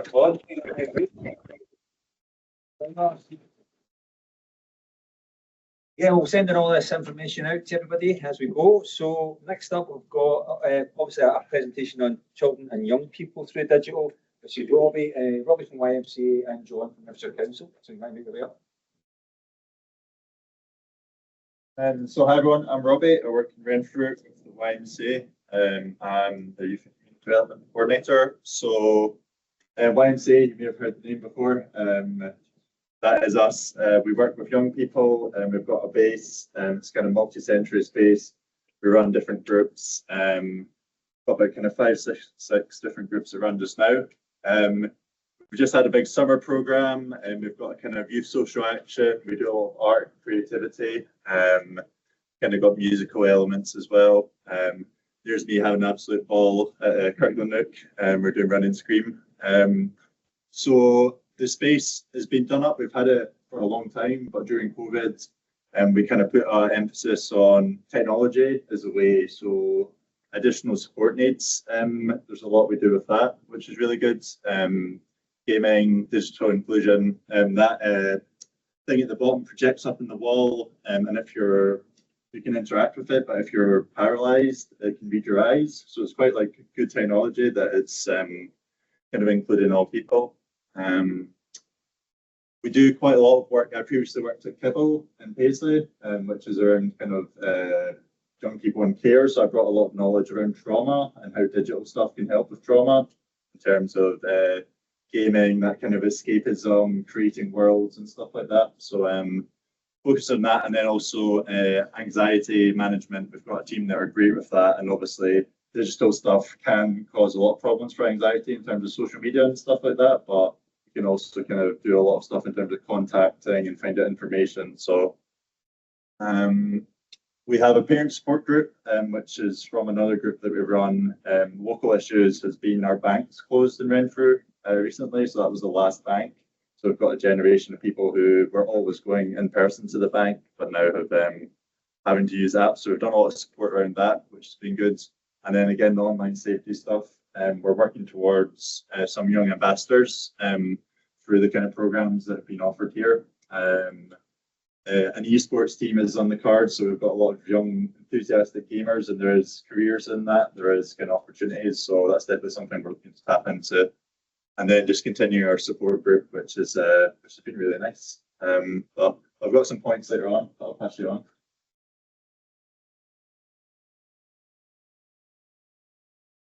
Thank you. Hi everyone, my name is John Kyle. I'm a Community Learning and Development Officer with Renfrewshire Council. I work within Youth Services. I'm just going to talk to you a bit about what we do within Youth Services to give you a flavour of what it is, where we touch on digital, and also why it's important for us to be part of the DigiRen network. I won't read it all out. So Youth Services, we work with young people aged 11 up to 25. The Scottish Government says once you've hit 25, you're no longer young, unfortunately, big size. And that disappointment's a long distant memory for me, unfortunately. So we cover the whole of Renfrewshire, and the young people that we work with can be engaging with us to take part in the Duke of Edinburgh's Awards. Maybe part of a youth voice group to help them voice their rights and tell us what it is they need to see happening in their world to make it better so that they can be a part of that world. Maybe doing outdoor learning, maybe doing arts, accessing youth information, and kind of Young Scot National Entitlement Card is the kind of thing that I focus on. So helping young people access the Young Scot National Entitlement Card. So the rights of young people. So unless you've been under a rock, you know the UNCRC is in law in Scotland. So the rights of young people are front and foremost. So we've got a number of youth voice groups, that's all the logos there to the left right of the screen. We support young people to investigate what their rights are, how to claim those rights, and how to also express what the most important things are to them, and so that they can be involved in any decision-making structures. So a lot of that involves online research of what the UNCRC is.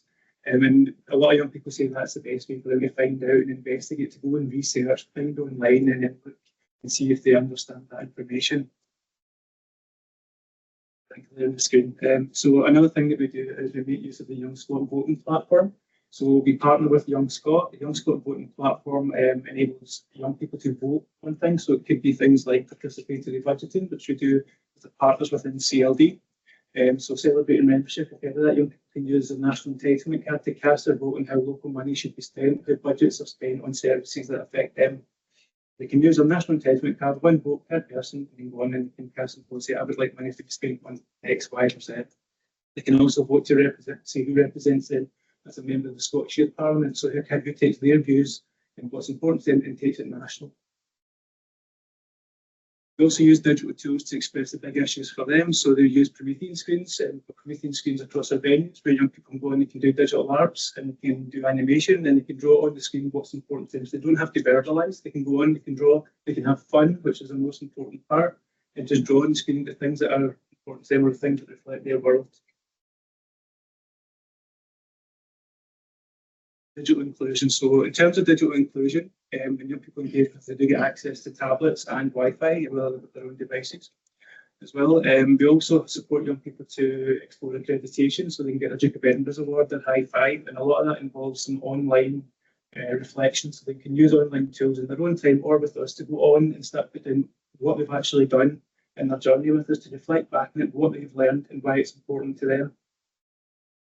I wanted to specifically put the Young Scot National Entitlement Card in here because this is an example, and it touched on what Bernie was saying earlier, where it's actually, when the free bus travel scheme was launched, it was actually very digital first. You go on and you self-serve. Now in Renfrewshire, you could apply for your card through your local library for a number of years, but the adverts for free bus travel was very much, you go to get your NEC.Scot, you upload all your documents there and your proofs. That had the risk of leaving a lot of people behind who didn't have access to these documents or who couldn't apply online or whose relatives didn't know how to use it. So what we did do is we made it so that a young person would declare they're in XYZ school, and we do the legwork in the background. So you'll go into their school record and CMIS, and we'll verify all the data, saving them the bother. So you can go into your library and say, I go to Johnson High, here's my data, here's my photo, and they don't need to do anything else. So it's just so there's no risk of them having to do it online, so they can still access that card. By using that card, they can also sign up for Young Scot membership. So that also is built on the MyGov platform. So young people start using that platform earlier on, the MyGov platform, which access council services and other local services. So they get used to that. And one of the other things is the biggest antidote to digital exclusion is collaboration. So connecting Scotland and being a DigiRen partner is important for us. Youth information and rewards. So again, UNCRC is a right to information for young people. So everybody here has to make sure that young people and families do have access to information. It's our job to go out of our way to make sure that they can get access to quality information. One of the ways that I do that in my day-to-day work is manage some of the local pages in the Young Scot platform. So young.scot/Renfrewshire. Some young people have told us they find it difficult to navigate the council website. They don't feel the council website is specifically for them. And that's very difficult to have a platform aimed at all sectors of the community. So we've put some of that key information that might be on the council website onto the young.scot local pages, so young people can access that there in a youth-friendly environment built especially for them. We've also got information about clubs and groups, and we've also got information how they can use their voice and take part in things. We've also got closed social media groups with our young people because they feel that's a good way to communicate amongst themselves. We have the Young Scot magazine for P7 people. So every P7 people, a couple of months ago, got a magazine and had a double-page spread about the Young Scot campaign about how to stay safe online, how to generate safe passwords. All that information went out. Third edition of the magazine will be, from that point on, we'll be having more localised information, and that's what partners at Young Scot will be consulting us. And we also have the Young Scot Rewards platform. So the Young Scot Rewards platform is a way of giving young people points for doing positive things in their community. So it may be they volunteer, maybe they take part in a survey, it might be they come to an event. What they can do is they can have their card on us. We have an app, we tap their Young Scot card, and then a number of points go into their points balance. They can then use those points to exchange them to go into a prize draw or to claim something. Maybe it's a water bottle, or maybe a training experience. It all depends on what that group of young people might need. It's also a way to get things to young people without stigma, because you're not just handing them something, they're actually building up a bank of points and claiming. So again, we get to do that through partnership with Young Scot. You listed anything there? You just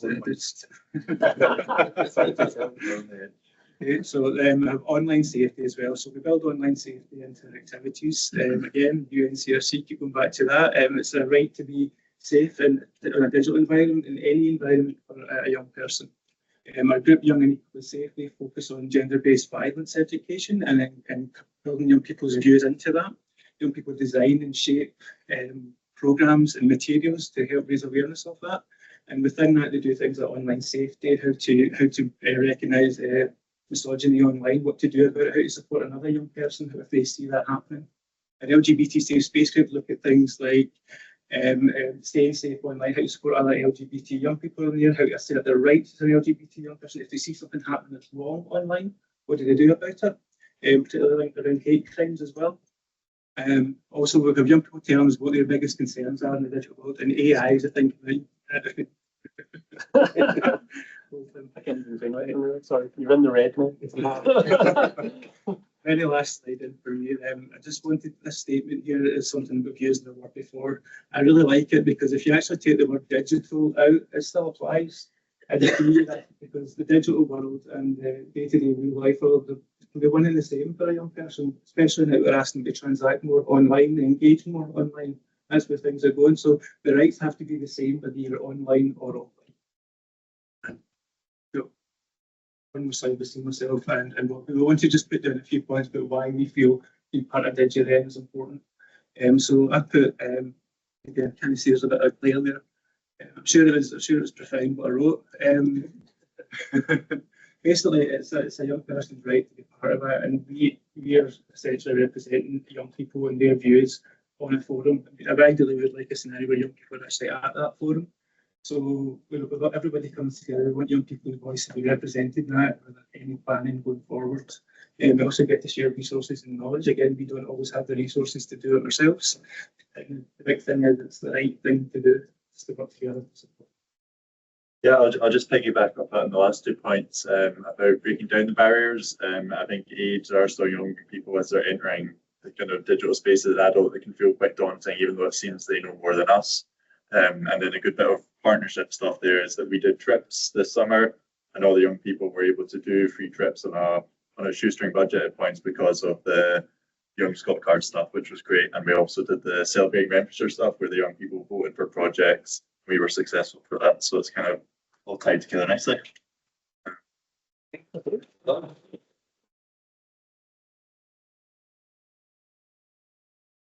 Thanks a lot, guys. That was really good. We're coming to the last really short presentation because we used digital technology there. James texted me to tell me he's going to cut his presentation down to 5 minutes. So you're right, John. You're welcome.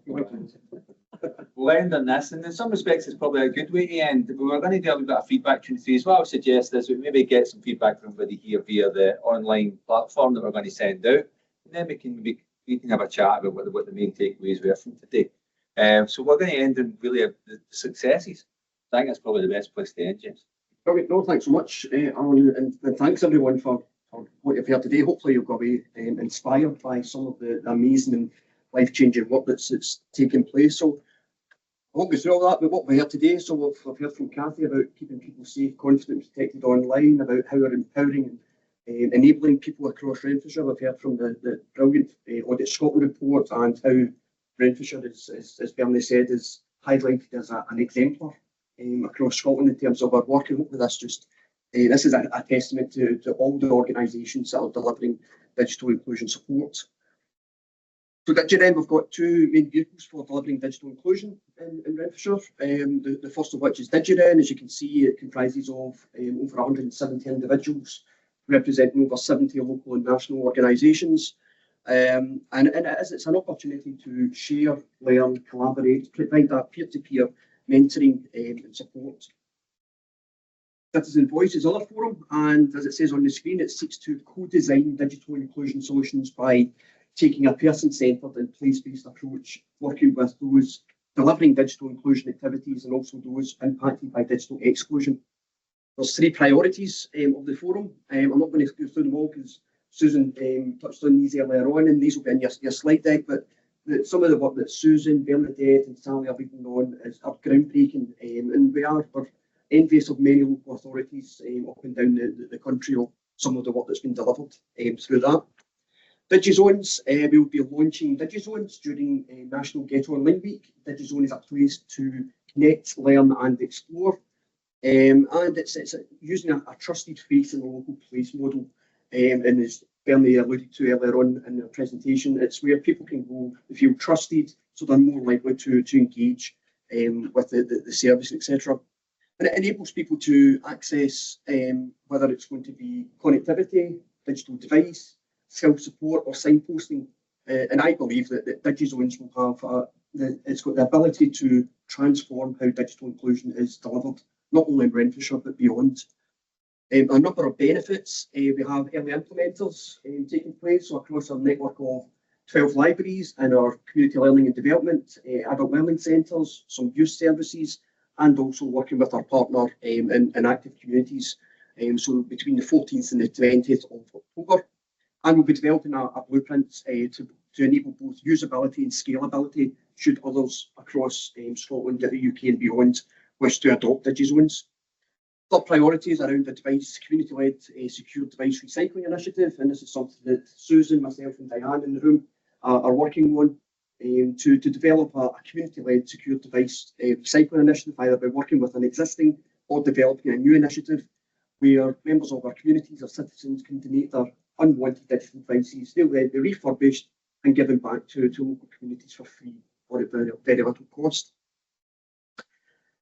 Our Wi-Fi, as has been mentioned a number of times today, is also enabling greater collaboration opportunities across Renfrewshire. We're recognised, not the council, but Renfrewshire as a region is recognised as one of the best connected regions across the UK, with over 91% broadband capable and gigabit capable broadband rather coverage. Last year alone, our connectivity, our public access Wi-Fi, helped around 60,000 people get online through whether it's the libraries, the children's services, our care homes, etc. And in terms of fairness, our infrastructure is now enabling greater flexibility, particularly across our learning estate, by providing internet in areas both inside and outside of schools, to and through our care homes, to and through our children's homes, and in sheltered in communal areas in our sheltered housing, and supporting many of our vulnerable citizens through the likes of the Disability Resource Centre, adult day care centres, etc. So I truly believe that what we have here in Renfrewshire is something very special and very, very unique. But it's important to capture these and to celebrate our collective successes. This isn't about Renfrewshire Council doing all this. We can't do it all, and it's recognised in the Audit Scotland report. It's going to take collaborative leadership to drive forward digital inclusion. That's what we have, and really, really proud to have in Renfrewshire. So these are some of the stats based on last year. So this is DigiRen as a whole. So members had mentioned that they supported almost over 86,000 people to get online. That doesn't include the 60,000 that I just mentioned. So collectively around 144,000 or thereabouts, 146,000. Over 800 digital related courses, supported around 50 businesses, get access to over 200 digital champions, and over, as Cathy said earlier on, over 100 online safety ambassadors. Why are we doing this? So by putting digital inclusion at the heart, it's helping to promote and enable health equality, health equity, social equity and equality, financial equity and equality through enabling access to online banks, etc., and low-cost tariffs, tackling food inequality through provision of food banks, food ladders, food trains, etc., being able to see where they are, accessing low-cost and affordable fuel tariffs, help to stimulate the economy through local events, town centre Wi-Fi, etc., and also enabling people to learn or work from home through the education. There's a couple of things I want to mention in terms of future focus. As I mentioned, the DigiZones will be launching during Get Online Week between the 14th and 20th of October.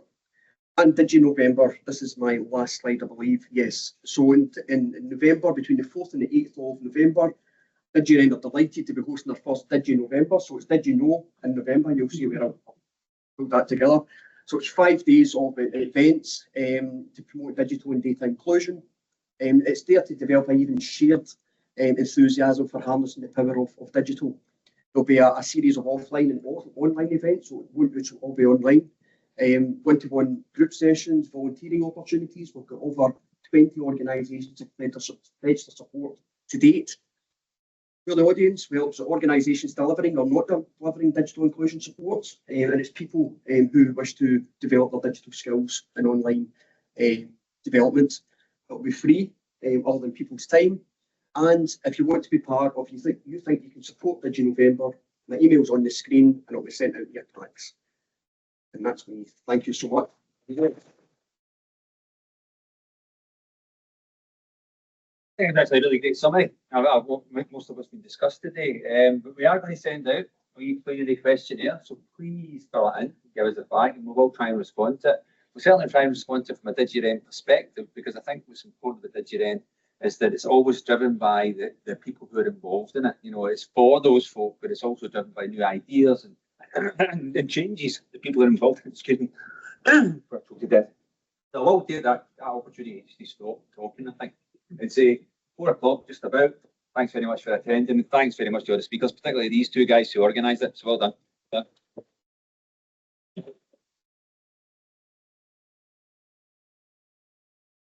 look in the light here, aren't you? Thanks everyone online. Of course, folks.